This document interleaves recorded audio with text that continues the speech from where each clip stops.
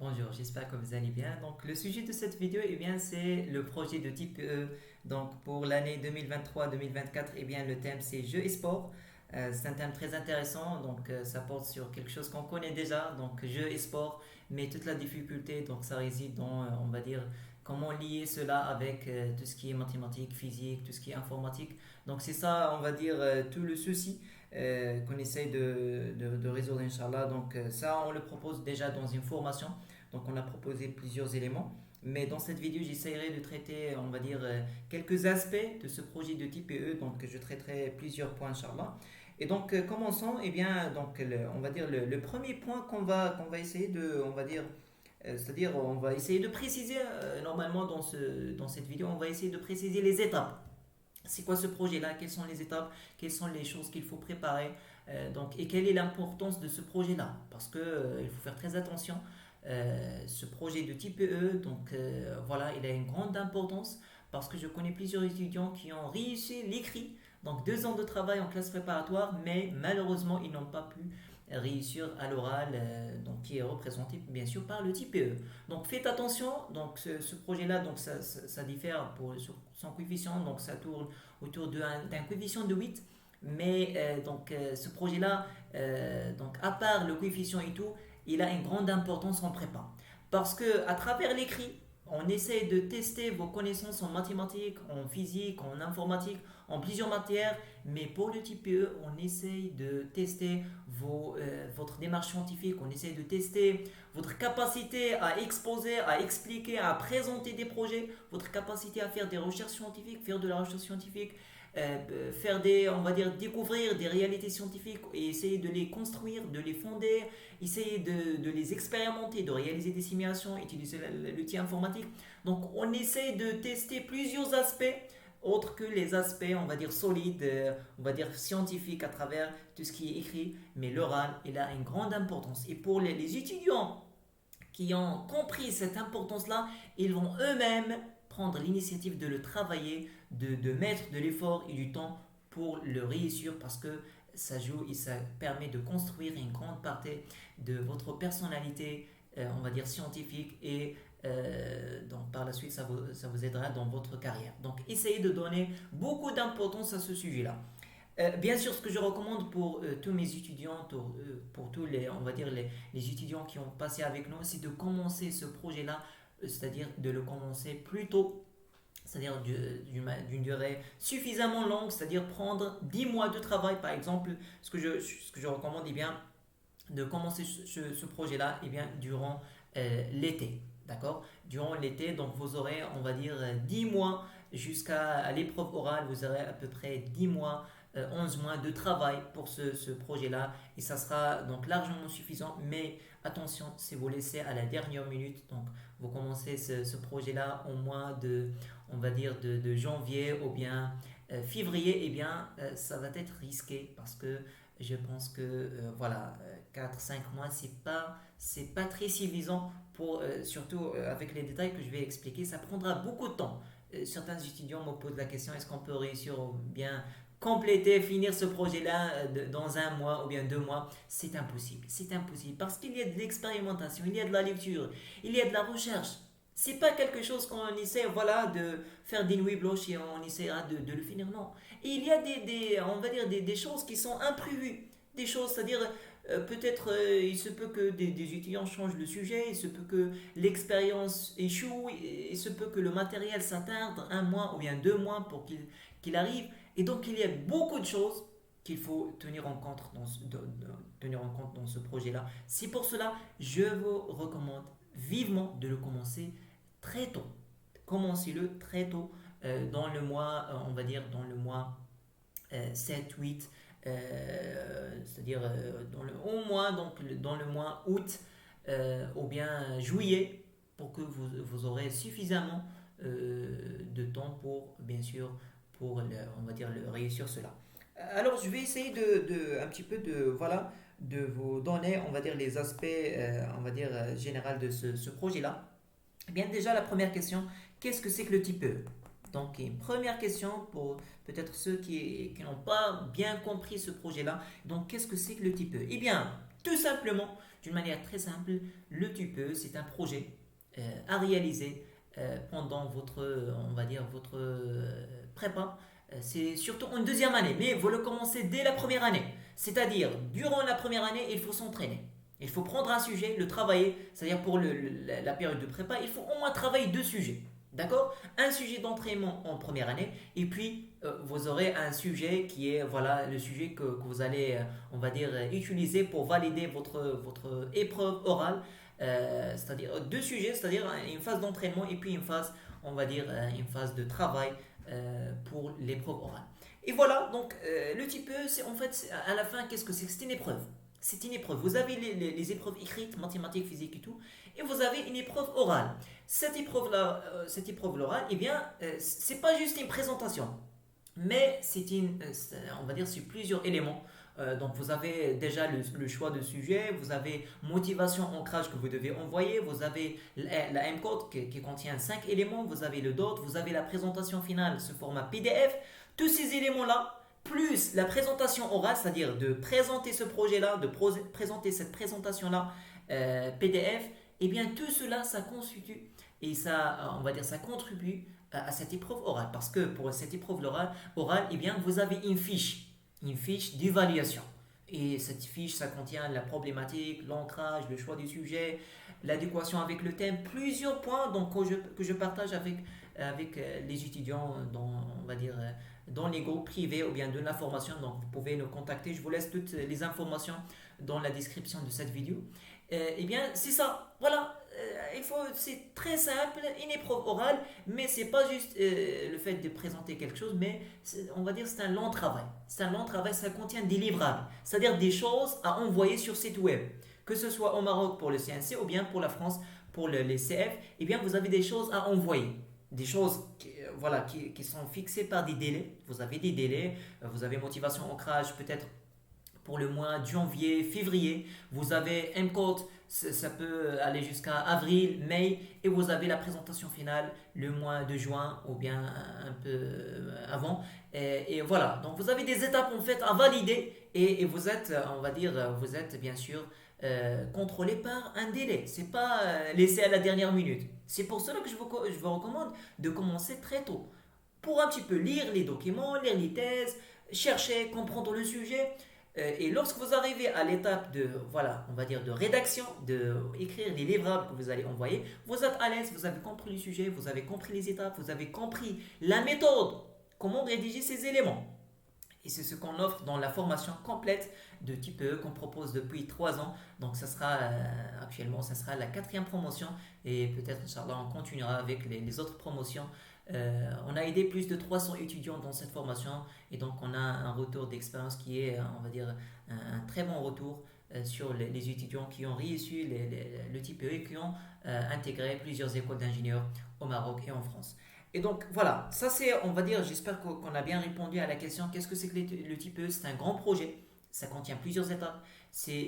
Donc il va finir par avoir un livrable qui est la présentation finale, le livrable, on va dire, principal que vous devez présenter devant un jury. Donc c'est une épreuve orale qui dure 30 minutes à peu près. Vous avez 15 minutes pour présenter ce projet-là et vous avez 15 minutes pour discuter avec le jury. Donc vous recevrez des questions. D'ailleurs, on vient de finir cette étape, cette formation avec les étudiants.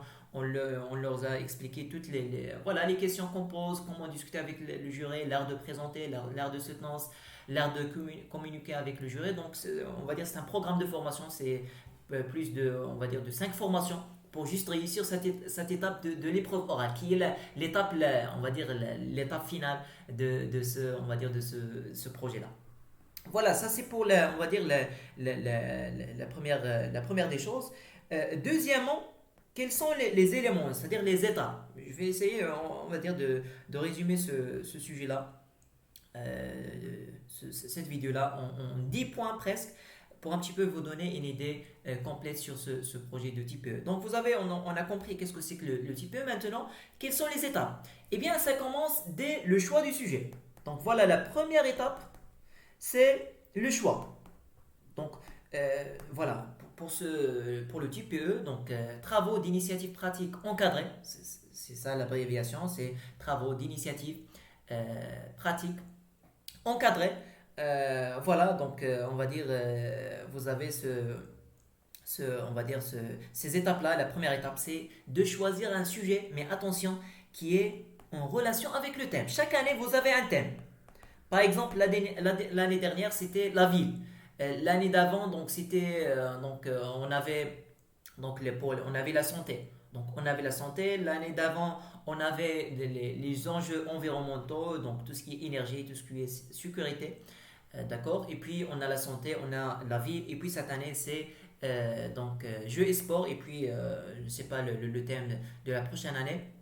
Mais en tout cas, vous avez un thème à respecter. C'est-à-dire, vous avez un grand thème.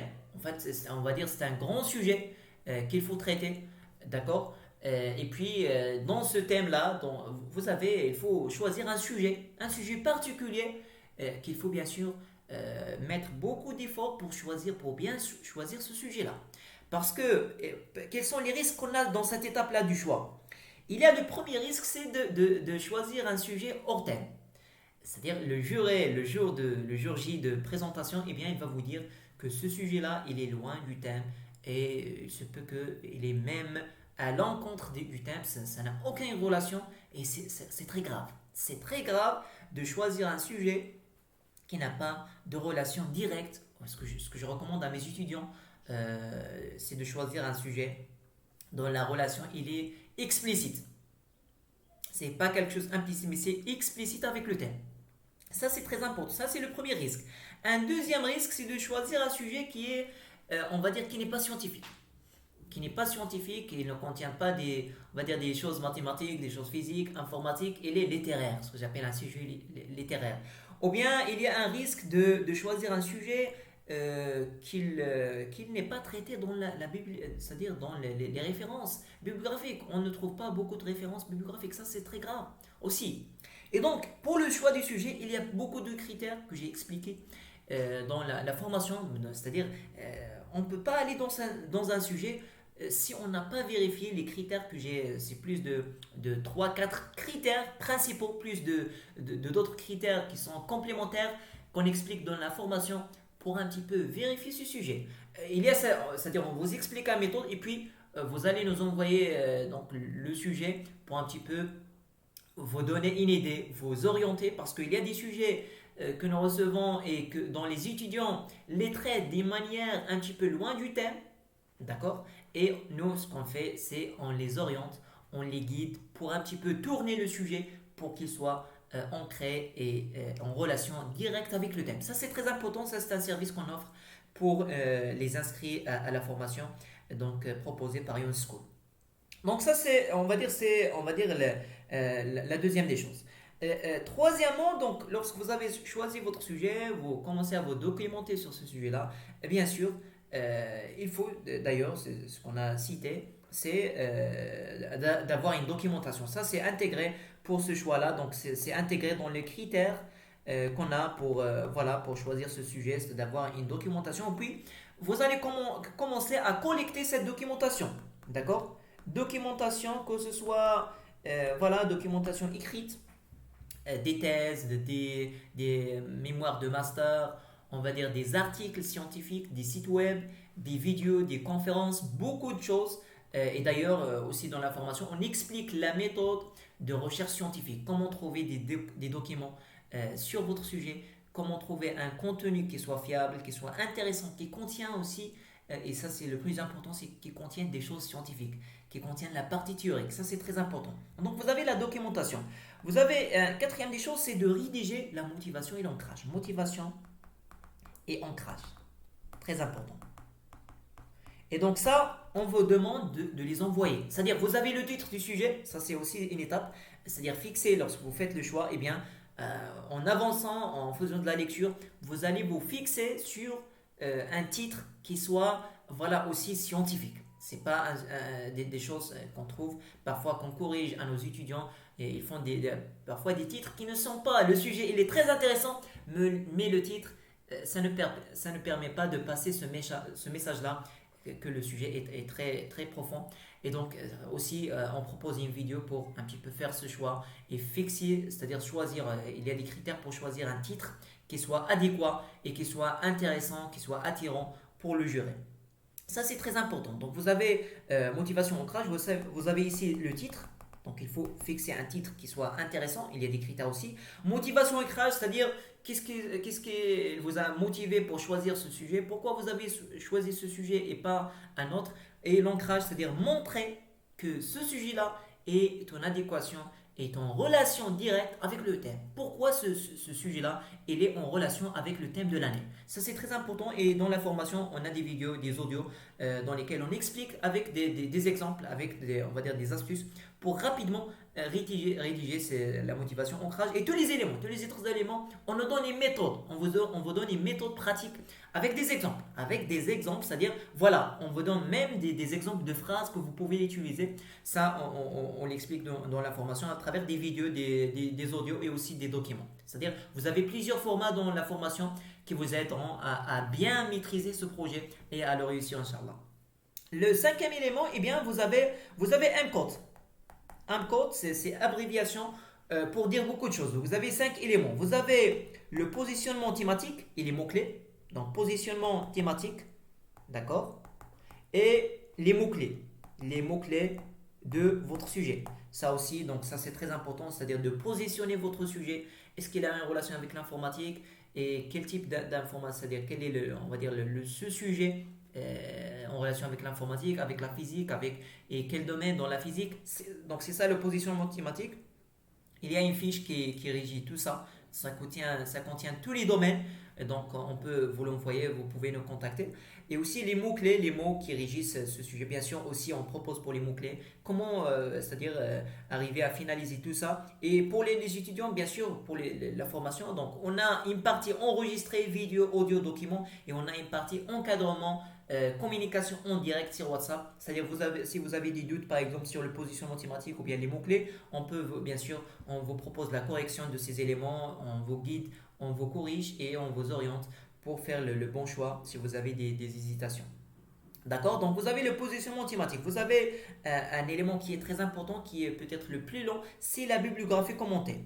Donc bibliographie commentée, donc ça peut aller jusqu'à 650 mots. D'accord. Donc bibliographie commentée. Et c'est ici que vous allez comprendre pourquoi je vous dis de commencer très tôt. Parce que cette bibliographie commentée, pour la rédiger, eh bien, il faut lire plusieurs documents. Il faut consulter plusieurs références scientifiques. Et à la fin, vous devez faire une synthèse scientifique aussi, c'est-à-dire à l'état d'art, c'est-à-dire prendre voilà, des informations de plusieurs références, d'essayer de les reformuler, de les comprendre et de les synthétiser dans un paragraphe qui contient, ou bien on va dire dans un texte qui contient plusieurs paragraphes, 4, 5, 6 paragraphes. Chaque paragraphe, bien sûr, traite un point. Et cette bibliographie, bien sûr, ce texte-là, doit contenir les références. D'où vous avez tiré ces informations-là. Même si vous faites la reformulation, vous devez citer vos références. Il faut être honnête dans sa recherche parce que c'est un projet qui va vous faire apprendre et qui vous permettra de faire vos premiers pas dans la recherche scientifique. Parce que par la suite, vous allez intégrer l'école d'ingénieur, vous allez peut-être faire un master, faire une thèse, eh bien, vous aurez besoin de ces connaissances-là. Et moi, personnellement, parce que moi, donc, j'ai passé par les classes préparatoires et j'ai réalisé ce projet-là. Par la suite, j'ai intégré donc, l'école d'ingénieur, je suis diplômé ingénieur d'État. Et puis, bien sûr, j'ai fait plusieurs formations, plusieurs, voilà, donc, on va dire métiers, parmi lesquels, donc, un métier de formateur, un métier de professeur, et aussi, donc, j'entame des projets dans l'entrepreneuriat, donc je suis entrepreneur. Et donc, voilà, j'ai passé par là. Et je connais qu'est-ce que c'est que ce projet-là, quelle est sa difficulté, et je connais aussi, ça c'est le plus important, l'intérêt et l'influence de ce projet. Moi, j'ai beaucoup appris de ce projet-là, ce projet de TPE. Vraiment, ça m'a beaucoup aidé dans ma carrière professionnelle. Parce que c'était, on va dire, un projet qui m'a permis voilà, de voir beaucoup de choses, de consulter des thèses, commencer à faire des recherches en anglais, découvrir le monde, c'est-à-dire la littérature scientifique en anglais et en français. Ça vraiment, c'est un travail très important de réaliser une expérience, de faire, voilà, réaliser une simulation numérique, travailler avec les outils informatiques. C'est vraiment formidable. C'est un sujet que je vous recommande de travailler voilà, c'est-à-dire dû mettre un très bon effort et aussi avec, c'est-à-dire tout en ayant heureux, en ayant, c'est-à-dire passionné, en ayant du plaisir pour le travailler. C'est ça ce que je vous recommande. Parce que c'est un projet qui va vous aider. Ça, c'est très, très important. Et donc, vous avez la bibliographie commentaire. Bien sûr, tout ça, on l'explique avec beaucoup de détails. Le nombre de mots, tout ce qui est, c'est-à-dire démarche, méthode pour rédiger ça rapidement. Tout ça, on l'explique dans l'information détaillée complète. Donc, vous avez un autre élément, bien sûr. Donc, on demande de rédiger, d'envoyer dans cette étape du MCOT. Donc, vous avez bien sûr, vous avez la problématique. Problématique, donc ça, vraiment, les étudiants trouvent beaucoup de difficultés dans cette étape. Donc, comment choisir la problématique, problématique générale, problématique particulière, tout ça, on l'explique et on a même inventé des méthodes, des astuces pour un petit peu s'en sortir de ce sujet-là, ce point-là du choix de la problématique. Parce que vous avez un sujet, mais vous traitez une problématique particulière. Cette problématique doit être intéressante. Il y a quand même des critères à vérifier dans cette problématique, d'accord? Donc tout ça, on l'explique bien sûr avec détail.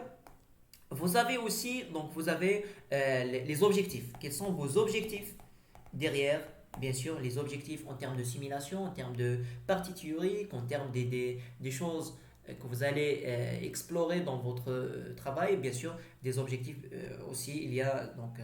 On a toute une partie dans la formation qui explique juste la problématique et juste les objectifs et leurs choix et comment les trouver rapidement. Ça, c'est très important avec des astuces, bien sûr, très innovatives dans ce sens. Vous avez aussi le plan de la présentation. Donc, vous avez le plan, vous avez spécifiquement, vous avez les références. Donc, les références scientifiques. C'est-à-dire les références que vous avez utilisées ici. Donc, vous avez la bibliographie commentée et aussi que vous allez utiliser par la suite donc, pour réaliser pour réaliser la présentation. D'accord? La présentation PowerPoint, parce que vous transformez en PDF. D'accord? Tout ça, ces détails techniques, on essaiera de les traiter par la suite dans la formation. D'accord? C'est ça un code en général, mais vraiment, on va dire un code pour le rédiger, ça peut prendre jusqu'à 2 3 mois. D'accord? De lecture, de recherche. Mais dans la formation, on vous propose des méthodes quand même qui vont vous simplifier, qui vont vous faire gagner du temps dans cette étape parce que ça prendra beaucoup de temps. D'accord? Et même, vous pouvez actualiser ça avec le temps. Donc, vous pouvez l'actualiser. Donc, c'est pas vous donner une version finale. Donc, cette question de productivité, cette question d'action, de passer à l'action, de ne pas avoir ces freins psychologiques. Donc, tout ça aussi, donc d'après notre expérience, on a découvert que ça freine les étudiants à s'en sortir. Donc, tout ce qui est donc, syndrome de l'imposteur, tout ce qui est, donc, on va dire, blocage, tout ce qui est perfectionnisme qui bloque. D'ailleurs, même beaucoup de gens pour réaliser, pour écrire, pour rédiger, pour voilà, attaquer un sujet et le maîtriser. Donc tout ça, on essaie aussi de le traiter. D'accord? Donc vous avez cette étape du MCODE. Donc passons à la suite. Donc sixième élément, eh bien vous avez le DOT. Vous avez le DOT. Eh bien le DOT, qu'est-ce que c'est? Eh bien c'est juste on va dire les étapes que vous avez fréquentées pour réaliser ce projet-là. Donc vous avez un grand projet. Et vous avez commencé par votre choix du sujet, consultation d'un tel document, vous avez rencontré des difficultés. Donc c'est ça en fait le DOT. Et dans la formation, on donne bien sûr des exemples et on donne aussi, c'est-à-dire une astuce, ou bien, c'est-à-dire une démarche méthodique. Donc c'est ça ce qui caractérise la formation.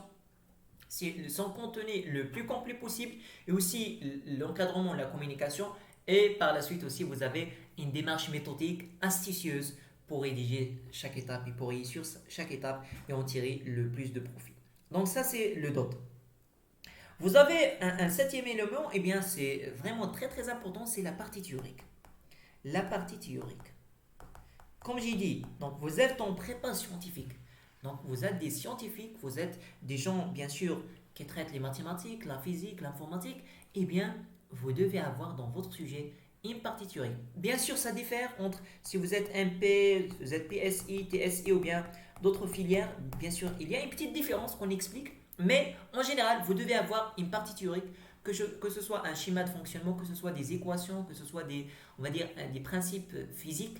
Ça, c'est vraiment très très important. Et aussi, d'après notre expérience, beaucoup d'étudiants nous contactent d'avoir donc rencontré des problèmes dans cette part. Comment trouver ces équations? Je consulte un sujet, je ne trouve pas d'équation, je ne trouve pas de principe, j'ai pas trouvé la partie théorique. Tout ça, bien sûr, on l'a détaillé, on l'a expliqué, on l'a bien sûr bien détaillé dans la formation. Et aussi, chaque année, on encadre au cas par cas, bien sûr. C'est une communication personnelle. Vous avez des groupes, bien sûr, on va dire privés dans lesquels vous êtes tous réunis, mais on a une communication avec chacun pour qu'on puisse, bien sûr, adapter chaque méthode et pour qu'on puisse traiter chacun avec ses spécificités. Ça, c'est très important. La partie théorique, vraiment, ça, c'est un grand point.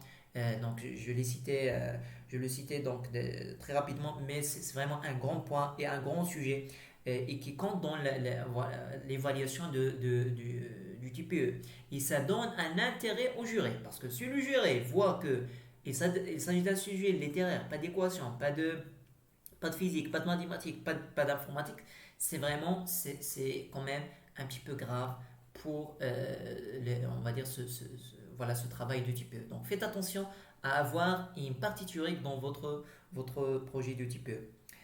Huitième élément, ça c'est vraiment, on va dire, peut-être le grand point qui pose problème aux étudiants de prépa, c'est la valeur ajoutée. La valeur ajoutée. Vraiment, c'est le grand sujet. Le grand sujet pour l'UTPE, la valeur ajoutée.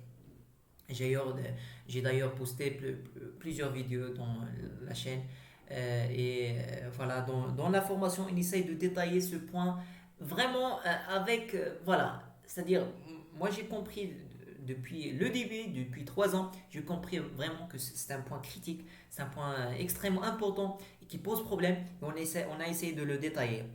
Pour faire simple, qu'est-ce que c'est que la valeur ajoutée? En fait, la valeur ajoutée, c'est votre apport, c'est votre contribution. Le juré, donc le jury J, va vous poser la question, quelle est votre contribution à ce sujet-là?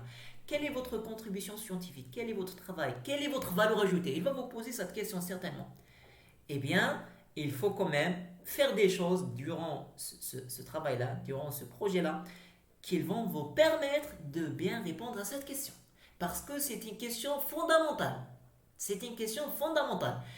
Bien sûr, il y a deux extrémités dans la valeur ajoutée qu'on a expliqué. Il y a une extrémité, donc des gens qui essayent de vous faire comprendre que vous devez inventer quelque chose, que vous devez, je ne sais pas, réaliser, donc inventer une équation ou bien inventer une expérience. Et il y a d'autres gens qui, peut-être, qui vont aller dans l'autre sens, ils vont vous dire copier-coller des choses. Et ça, bien sûr, ce qu'on essaie d'expliquer dans la formation, c'est d'être dans le juste milieu à travers quelques astuces, à travers quelques méthodes. Bien sûr, pour faire simple, donc pour la valeur ajoutée, ça peut être, bien sûr, donc on va dire les éléments qu'on peut avoir dans une valeur ajoutée, eh bien, ça peut être une expérience, donc une expérience scientifique, ça peut être une simulation, d'accord? Ça peut être des rencontres, des visites, des gens, des experts, beaucoup de choses, d'accord? Et donc c'est ça, généralement, simulation, lorsque je parle de simulation, donc ça peut contenir un programme Python qui fait soit la résolution d'équations, soit la représentation de graphes, ou bien l'utilisation d'un logiciel. L'expérience, ça peut englober plusieurs choses, et bien sûr, il y a des étapes quand même à respecter pour l'expérimentation. Aussi pour la simulation, il y a des choses auxquelles il faut un petit peu, c'est-à-dire prêter beaucoup d'attention pour ne pas tomber dans des choses qui vont bien sûr faire fondre votre travail. Donc il y a beaucoup de détails vraiment dans ces éléments qu'on essayera bien sûr de détailler dans la formation et qu'on essaie aussi de traiter avec détail avec chaque étudiant. Donc ça, vraiment c'est un grand sujet. Valeur ajoutée, c'est un grand sujet. Il faut bien sûr lui prêter beaucoup d'attention. Vous avez aussi donc un élément que parfois on oublie, c'est l'annexe. Donc, c'est pas le plus important, mais l'annexe, ça vous aidera quand même quand même à gagner du temps lorsque vous allez présenter votre présentation finale. Il y a des choses que vous devez mettre dans l'annexe et pas dans la présentation. D'accord? Des démonstrations détaillées, des programmes longs, très longs. Donc l'annexe, ça vous aidera et aussi on a un mot qu'on a dit donc, dans la formation. Vous avez donc le dernier, on va dire avant-dernier, c'est la présentation finale. Présentation finale, bien sûr.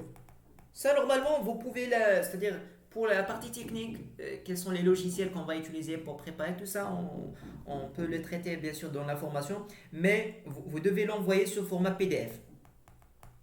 Vous devez l'envoyer ce format PDF et vous avez une taille que vous ne devez pas bien sûr dépasser.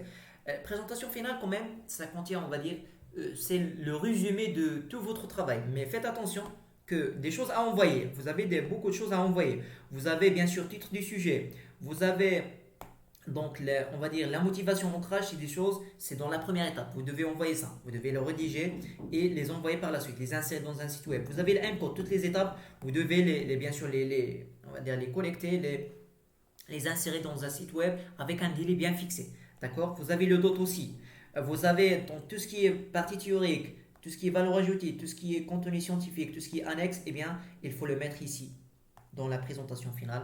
Bien sûr, on a beaucoup de critères, on a beaucoup de choses à dire sur la présentation finale, son contenu, les étapes, le plan. Donc vous avez le plan, c'est-à-dire le plan de la présentation, qu'est-ce qu'on doit mettre dans l'introduction, qu'est-ce qu'on doit mettre dans la partie théorique, quels sont les axes qu'on doit suivre, d'accord. Et aussi, il y a normalement deux parties. Il y a la partie, on va dire, du fond, c'est-à-dire le contenu scientifique, et aussi vous avez la partie de la forme.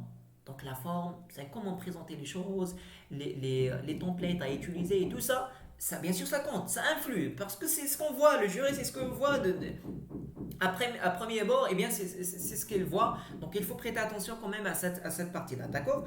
Vous avez un dernier élément, c'est bien sûr l'épreuve orale. Donc l'épreuve orale, c'est aussi donc une partie globale à préparer. Et la préparation, ça ne commence pas donc un mois avant, bien ça commence dès le départ, c'est-à-dire dès votre commencement dans le projet du TPE. Il faut garder en tête que vous aurez à la fin de l'année scolaire, vous aurez quelque chose à présenter devant un jury. Vous devez lui expliquer, vous devez lui, c'est-à-dire faire preuve que vous êtes expert, que vous êtes, voilà, que vous maîtrisez bien votre thématique, vous avez fait un grand effort pour réaliser ce projet, il faut montrer ça. Et c'est pourquoi il faut adapter, donc il faut voir la direction finale, il faut adapter l'effort, adapter le temps, adapter beaucoup de choses en termes de méthode, en termes de travail, en termes du temps que vous allez bien sûr mettre dans ce projet. Il faut tout ça l'adapter pour convaincre le jury, pour être... Donc d'ailleurs, on a des étudiants, je vous laisserai des choses qu'on a reçues donc d'après nos étudiants. Donc ils ont vraiment réalisé et faire passer donc de très bons simulations, de très bons épreuves orales avec le jury. Vraiment, ils ont été très, très fiers et très heureux d'avoir eu vraiment une communication à l'aise, d'avoir exposé, d'avoir expliqué, d'avoir communiqué avec le jury, tout en ayant du plaisir, en ayant, c'est-à-dire, tout en ayant été, on va dire, convaincu de notre travail. C'est ça, on va dire, la position que vous devez atteindre, c'est être convaincu de votre travail et aussi être, on va dire, en position de convaincre le jury, de lui montrer que vous avez vraiment réalisé un grand projet, que vous avez vraiment réalisé quelque chose qui est scientifique et qui mérite d'être valorisé avec on va dire la note maximale possible. Donc ça, c'est très important et comme j'ai dit, donc on vient de finir cette étape avec nos étudiants. Donc on est presque 6 formations juste pour réussir cette étape-là de l'épreuve orale. D'accord. Donc voilà, j'ai essayé un petit peu de vous donner, c'est-à-dire il y a beaucoup de choses qu'on n'a pas discuté, on ne peut pas tout dire ici, mais voilà, je vous ai dit, voilà, je vous ai expliqué quand même la structure générale d'un projet de type E. Bien sûr, pour le jeu e-sport, il y a plusieurs sujets qu'on peut faire, mais comme j'ai dit, vous avez donc les jeux, vous avez les sports, mais il y a quand même, il y a on va dire des pièges qu'il faut éviter, et aussi on a cette difficulté de lier le thème jeux et sport avec l'aspect scientifique. D'accord? Et d'ailleurs, c'est ce qu'on propose dans la formation. Et donc, si vous êtes intéressé par une formation complète, qui a aidé plus de 300 étudiants pour réussir ce projet-là. Un projet un petit peu difficile qui mérite beaucoup de temps, beaucoup d'efforts et aussi une méthode de travail et des astuces pour le réussir sans sans aucune erreur et sans aucun blocage. Et bien, c'est ce qu'on propose dans la formation complète.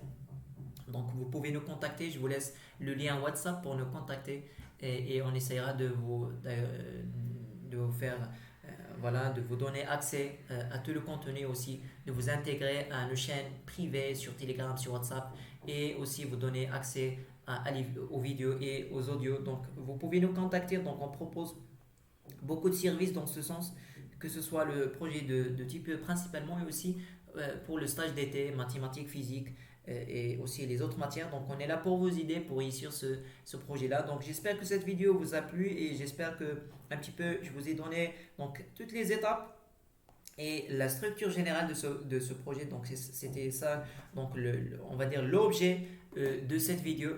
Et donc vous êtes en France, au Maroc, donc on est là pour vous aider. Donc pour le contenu de la formation, on essaie de l'adapter. Donc on a deux versions, une version en arabe dialectal, en darija, et aussi une version en français.